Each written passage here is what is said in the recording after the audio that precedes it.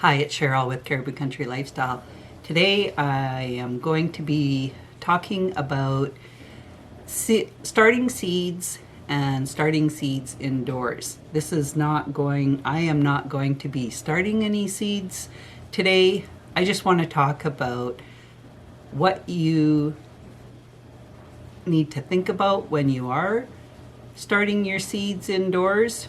And to start off, you would want to determine when and which seeds that need to be started, especially if you have a garden and you're planning on putting in some vegetables and you want to start some of those seeds at home.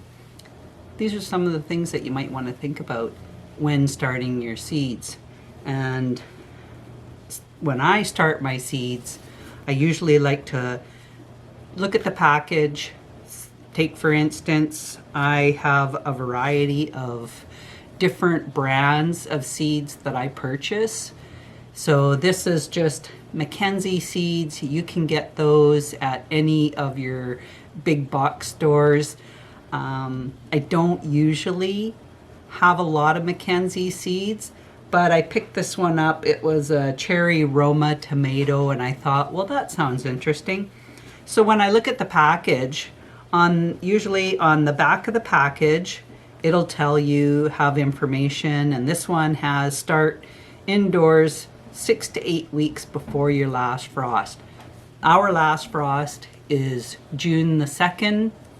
We live in a zone 3 area. I live in central British Columbia, Canada, and so when I'm going to start these 6 to 8 weeks before my last frost, I will go from June the 2nd and I will count backwards to where that would end up.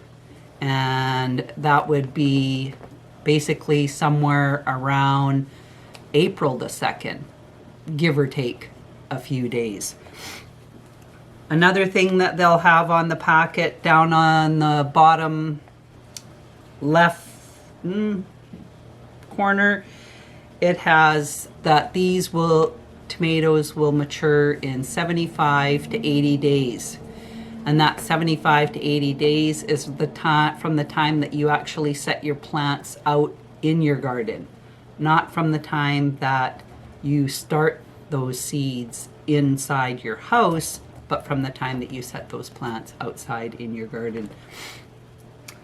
They also give you information on here as to how many days it takes to sprout, the seed depth, seed spacing, plant spacing, and row spacing. So there's quite a bit of information on these seed packets, and that's the Mackenzie. My other seed purchase packets that I get, this is from Pacific Northwest Seeds.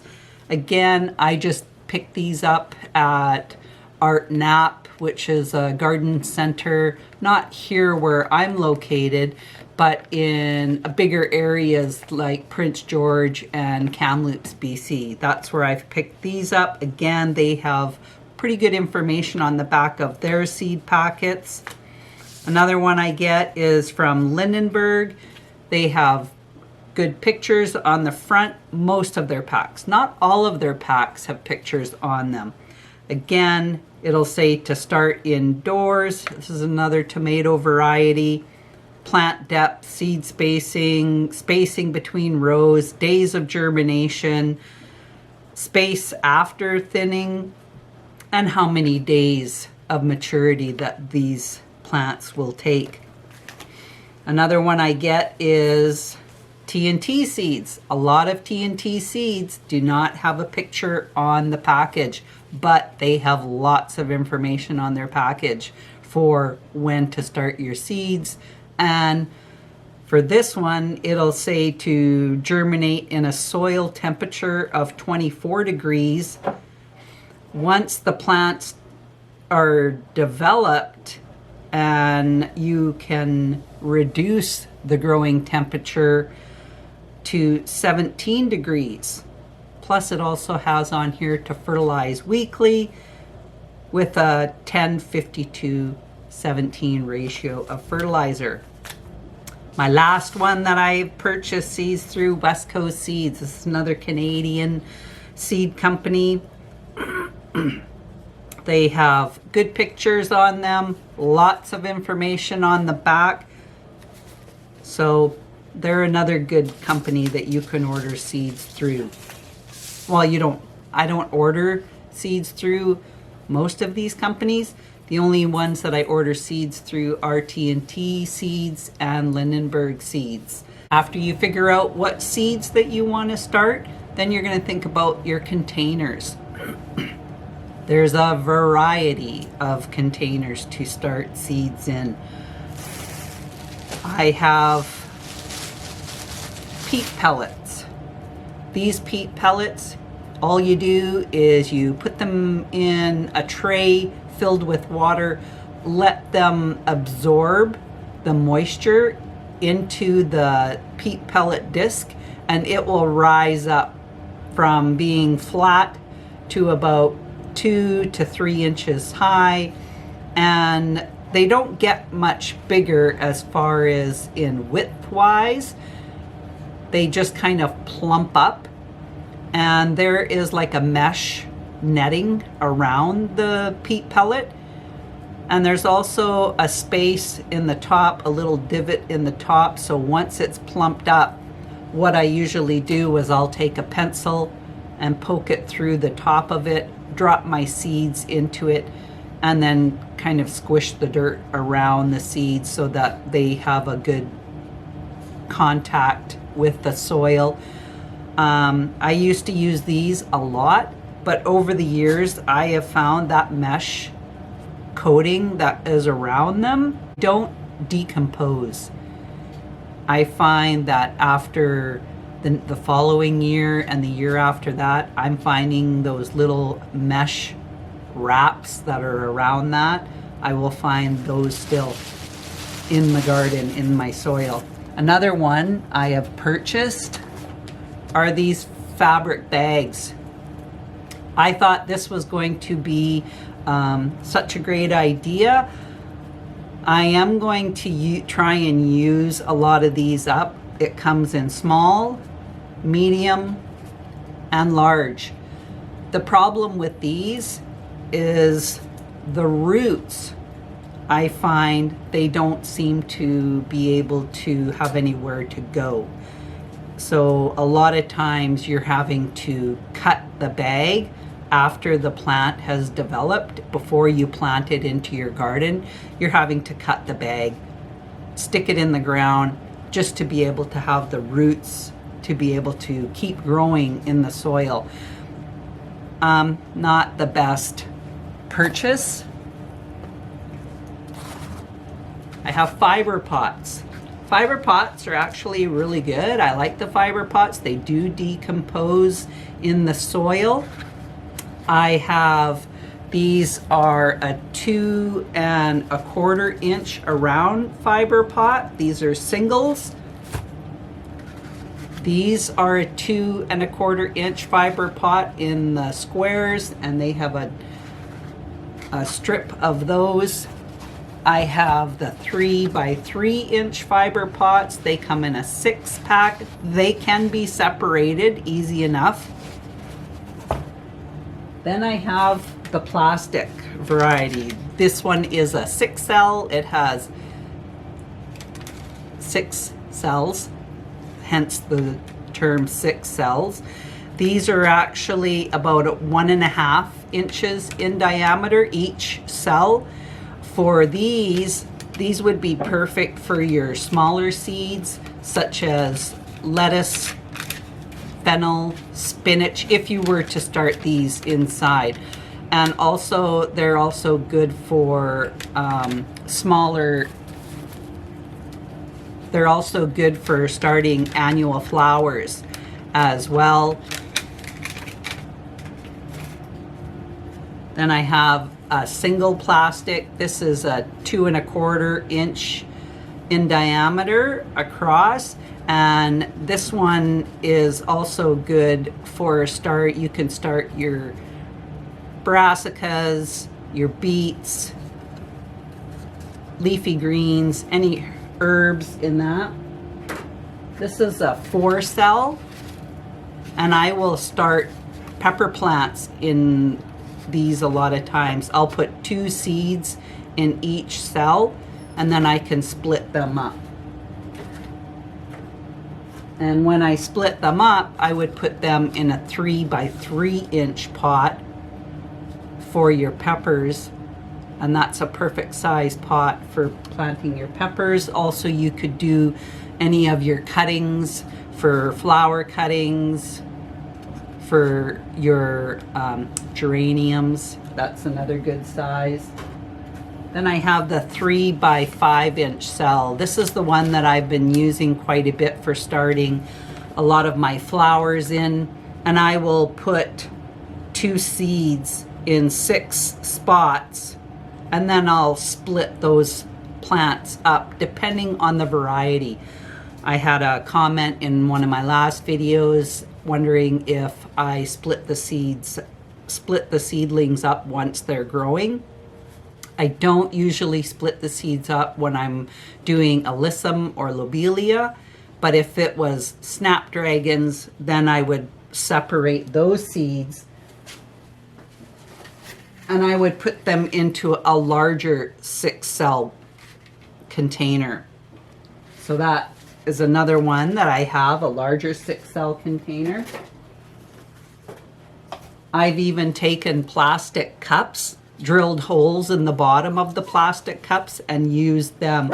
I used these for my marigolds. I also have a 4 by 4 inch pot, a lot deeper. These would be great for transplanting tomatoes in too. This is a new purchase that I've made. This is a 72 cell tray. And these are basically 1.5 by 1.5 inch cells, and it's 72 cells in this tray. This is new. They have quite large holes in the bottom for the root system to develop, and they're easier for popping them out because it's one continuous tray. You can take a pencil, because you're not going to just dump your plants out like this. But if you turn it on its side, you could put a pencil through the bottom and have it pop the plant out. I can't get my finger in here. I thought I'd be able to get my pinky finger in here, but I can't get it in here. This one is kind of like a honeycomb shaped one. This one is 105 cell tray. And this one would be good for also starting your annual flowers in.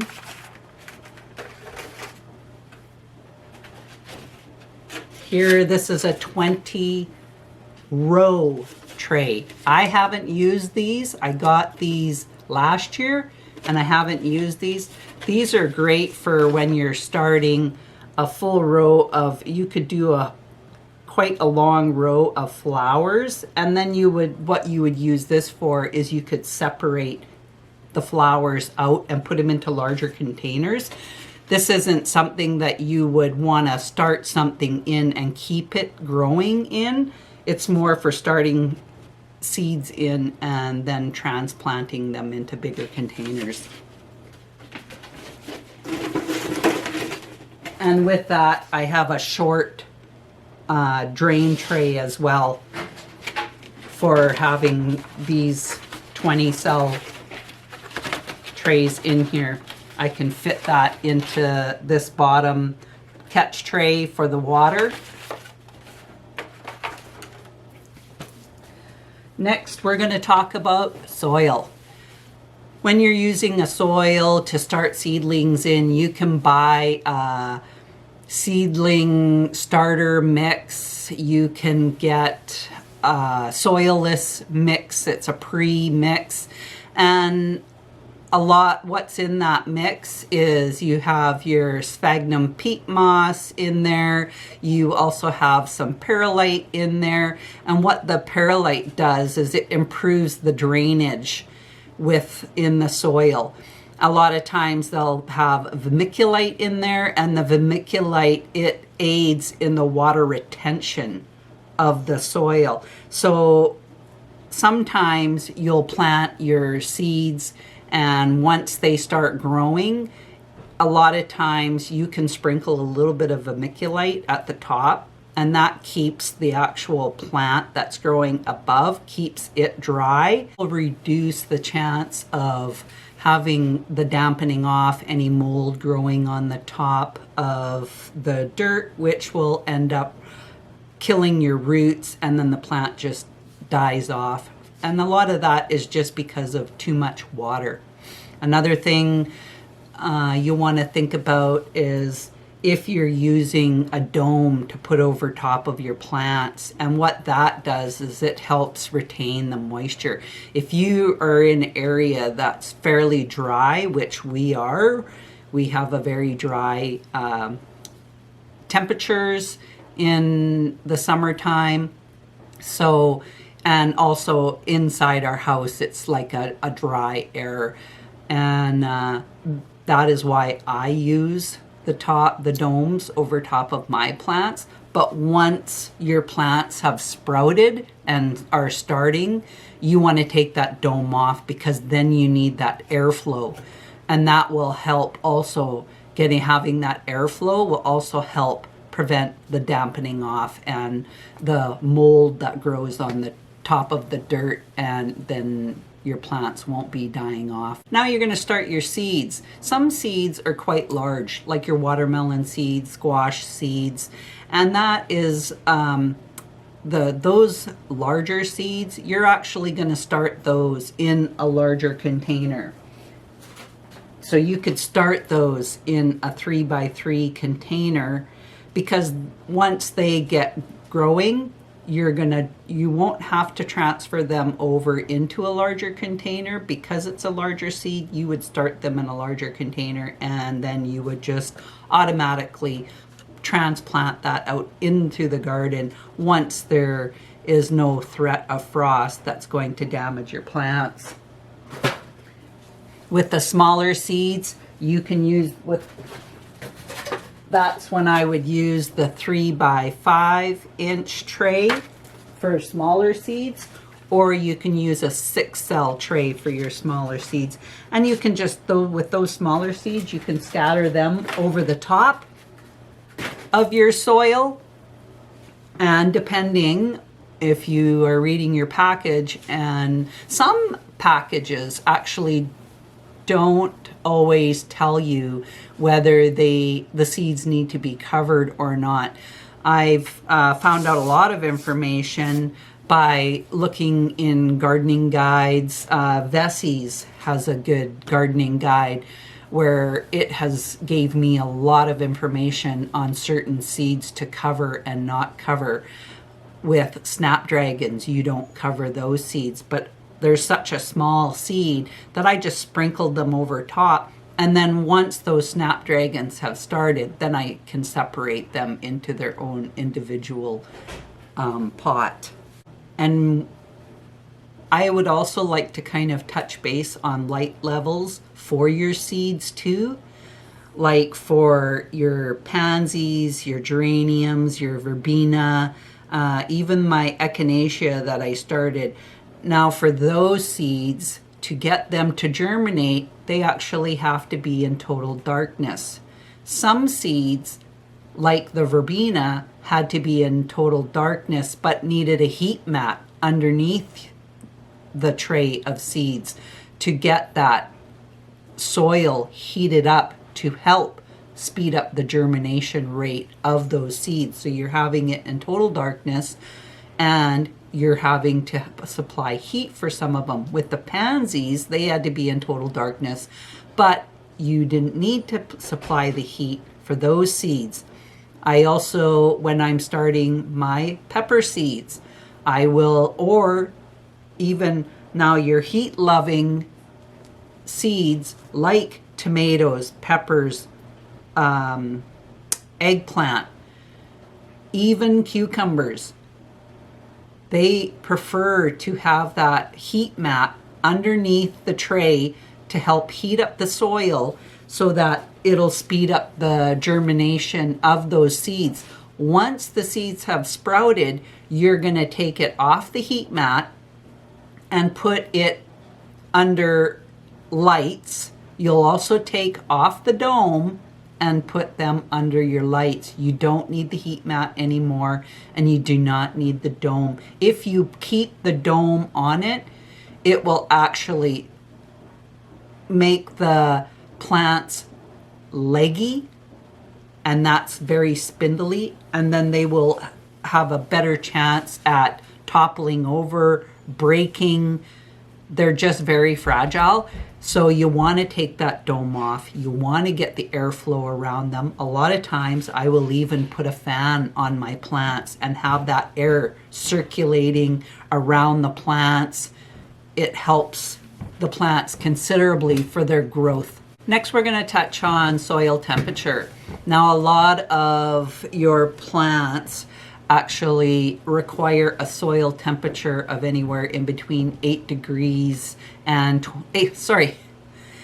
soil temperature of 18 to 22 degrees. And as I would kind of talked about when I was reading about those tomato plants, they were actually saying it was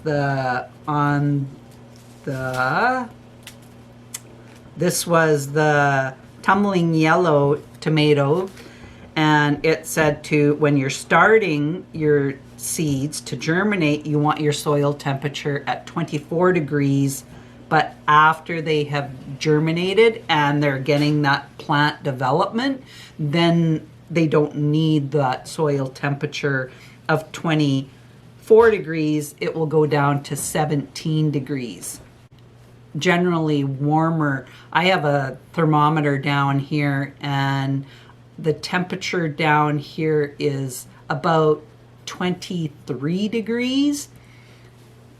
So that's your average temperature that you would use, but you definitely want it warm enough that your seeds are going to germinate. After they've germinated, you don't need that warmer temperature for your soil. For some of your seeds, you're going to use that heat mat. Like I said before, for your tomatoes, your peppers, your eggplant, and for some of your cucumber seeds as well. Another thing you can think about, if you don't have a heat mat, I have tried starting some seeds in my furnace room.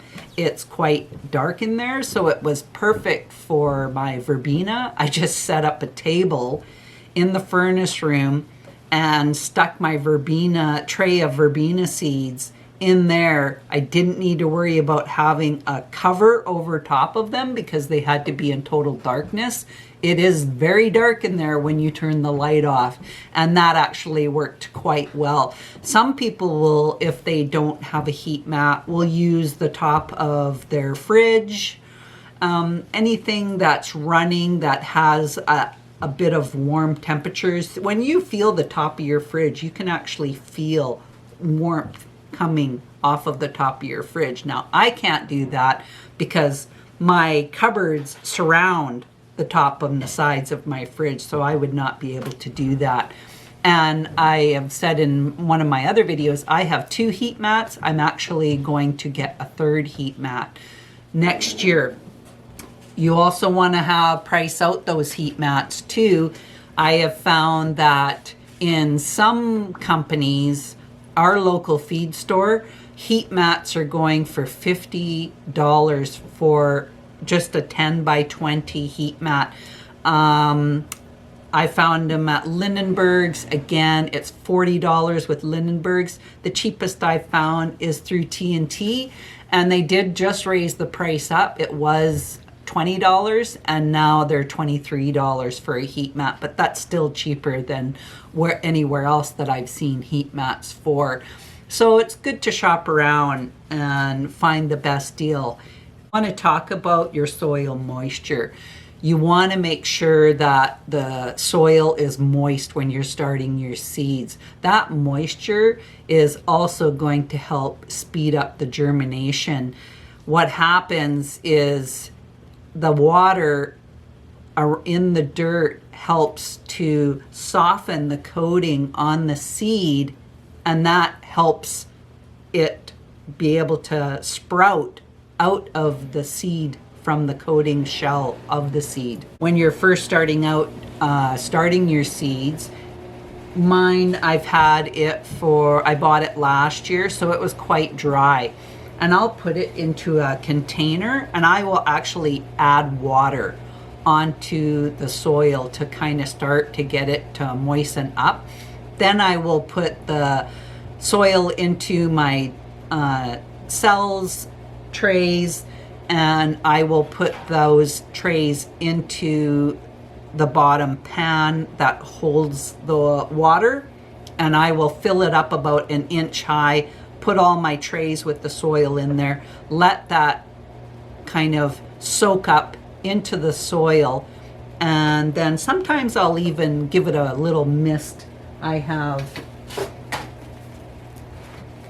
this little water where it's just a pumping action, and I picked this up for like $6 or $7, and I will mist the top of the soil before I actually put the seeds onto the soil, and then I'll put the soil over top.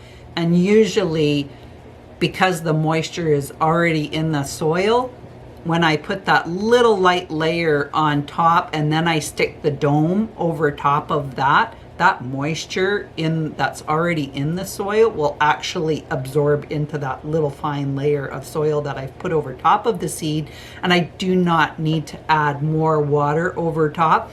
I have added water over top. I'm not going to say that I haven't done it, but 9 times out of 10, you really don't have to. You want to keep that moisture in the soil and the humidity in there in the soil, and then after the germination has started, just be sure to remove that plastic top, place the plants under the full lights, whether if you have a light system, or you can put it into a south-facing window as well. With the lighting actually is pretty critical when starting plants indoors. Without it, the plants will get leggy, which they could bend and break. Young seedlings require about 16 hours of light per day, and then 8 hours of darkness. I have all of my lights are on a timer, so they come on at 5 o'clock in the morning and they turn off at 8 o'clock at night automatically. I don't even have to worry about turning my lights on and off. I do come down every morning to check on them to see which ones have sprouted. When they have sprouted, I mark it in my book and I put the date that they started sprouting, and then I will take the cover off. And I will also, if they've been on a heat mat, I will take them off of the heat mat as well.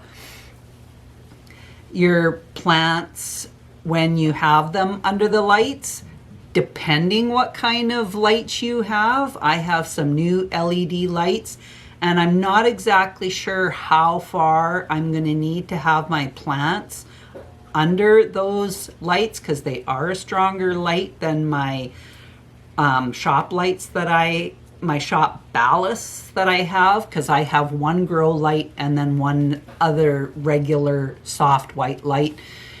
For those, I would have my plants about 3 to 4 inches away from the lights. But with these LED lights, I'm kind of just playing around with it because I'm not exactly sure how close I can have my plants to the lights, that it might be too much. So I have a plant starting fertilizer, and this one here is a 10-52-10 ratio. So the 10 is your nitrogen, the 52 is your phosphorus, and the other 10 is your soluble potassium. That's the fertilizer that I use. When I first start using my fertilizer, I'm going to make sure that I have diluted that fertilizer. I'm not going to use the full strength of what it's recommended in there. I would cut it in half. So on this one, it has here, when you're mixing it, 5 mils of this starter mix per liter of water. So when you're first starting out, just use, you could do the 5 mils per 2 liters instead of per liter, just to start. And then you can work your way up to the full strength. So want to make sure you are watering from the bottom. And you can, what you can do is you can water them, put like that 1 inch of water in the bottom tray, let them soak up for about 15-20 minutes.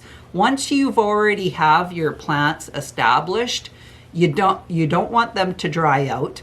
You want, once you notice that they're starting to dry, you can put 1 inch of water in the bottom, let them soak that water up for 15-20 minutes, and then remove those trays from the water. You don't want to have your plants standing in water the whole time. That is another way of causing the mold that grows, the dampening off, and you will kill your roots, which will eventually kill the plants. What you don't want to do is you don't want to excess watering where your soil is constantly wet. You want to let it dry out a bit, but you don't, it's a fine line. You don't want your dirt too dry because then your plants won't germinate. You don't want your soil too wet after they've germinated because then your plants will dry. So it's a fine line. You need to I just check on my plants every day. And I come downstairs here every morning. I'll check on my plants, see which ones have sprouted, see what plants need water. And even if I have a whole tray of plants and I notice, oh, this one pepper plant is starting to dry out, I'll just take that one pepper plant. I have lots of trays, little tiny trays. I'll pour some water into a tray, put those pepper plants into that tray of water. After 15-20 minutes, I'll pull it out and put it back in with the other. On another note, there's a new thing that has just been coming out. This technique has just recently hit in the home growing mainstream, and that is multi-sowing. The multi-sowing is where you have your tray. So you take your little 4-cell tray and you're not just putting one seed in there, you're actually intentionally planting a few seeds in there instead of thinning them like you normally would do when they reach a certain size. So like beets, for example. If I was to multi-sow, and I know this is a vegetable that you could be sowing outside 5 weeks before your last frost, and we will talk about that as well. But you can start beets inside in a module and put 4 or 5 seeds on top of the soil, then cover them, and we're starting them inside, but then you're not going to separate those plants. You're actually going to take those 4 or 5 plants out of the seedling tray once they're established, and you're going to plant those together into whatever spot you have designated for them in your garden. Then as they mature, you're just going to pull out or give it a twist and remove the largest beets and then letting the other ones still be growing. This is great if you, for small areas, if you only have a small area to grow a garden in, this is a great idea to use that multi-sowing. And it's not just for beets. You can do it with leeks. You can do it with radishes, onions. There's quite a list of the different ones, and I'm going to go through that list in just a moment. So it's kind of an exciting new way of planting your garden if you have a small area. I am going to be doing both. I am going to direct sow in the spring, and then I'm also going to try and do some multi-sowing.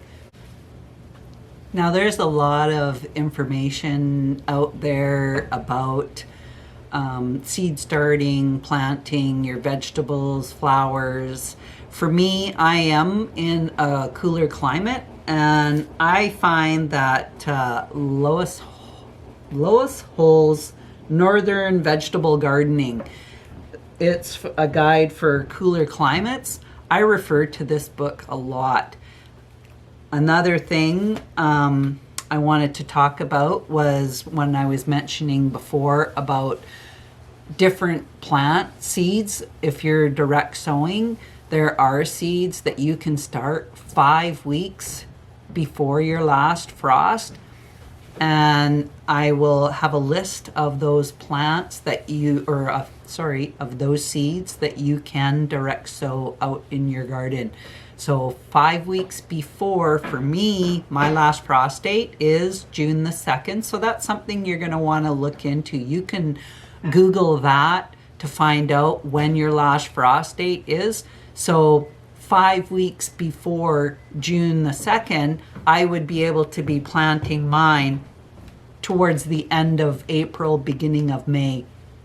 And those seeds that I would be able to direct sow before the last frost are asparagus, beets, broccoli, Brussels sprouts, cabbage, carrots, cauliflower, celery, garlic, kale, kohlrabi, leeks, lettuce, onions, parsnips, peas, potatoes, radishes, rutabagas, spinach, Swiss chard, and turnips. Those are the ones that you can be growing. And with asparagus, usually you can either be doing with buying the crowns that you would be planting. I have those already established in my garden, but this year I'm going to be starting seeds inside, and I'll be starting those pretty soon here. So I hope you enjoyed this video. I hope that you learned something from the video. If you did like this video, throw in a like. And if you haven't subscribed, you know what to do. Hit that subscribe button. So thanks for joining me, and we'll see you again next time. Bye for now.